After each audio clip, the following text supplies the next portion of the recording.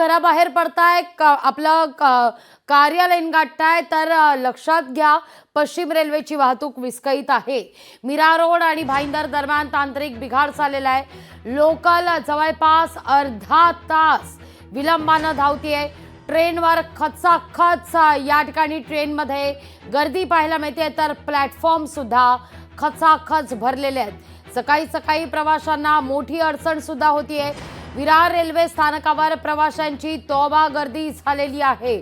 9 वाजून गेलेल्या 9:15ची वेळ अनेक जण कार्यालयीन वेळा आपल्या गाठण्याकरता निघत असतात, घराबाहेर पडत असतात आणि त्याच दरम्यान पश्चिम रेल्वेची वाहतूक ही विस्कळीत झालेली आहे। खरं तर असं म्हटलं जात आहे मध्यरात्रीपासून ही वाहतूक विस्कळीत झालेली आहे, पण आता जवळपास अनेक तास उलटून गेलेले आहेत, 6हून अधिक तास उलटलेले आहेत।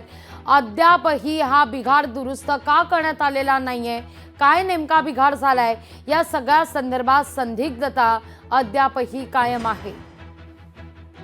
6:50 ची गाडी कॅन्सल झाली, 6:44 ची गाडी कॅन्सल झाली, 7:01 ची गाडी कॅन्सल झाली। आता ह्या प्लॅटफॉर्मवर त्या प्लॅटफॉर्मवर जायचं म्हटलं म्हणजे कसं जाणार?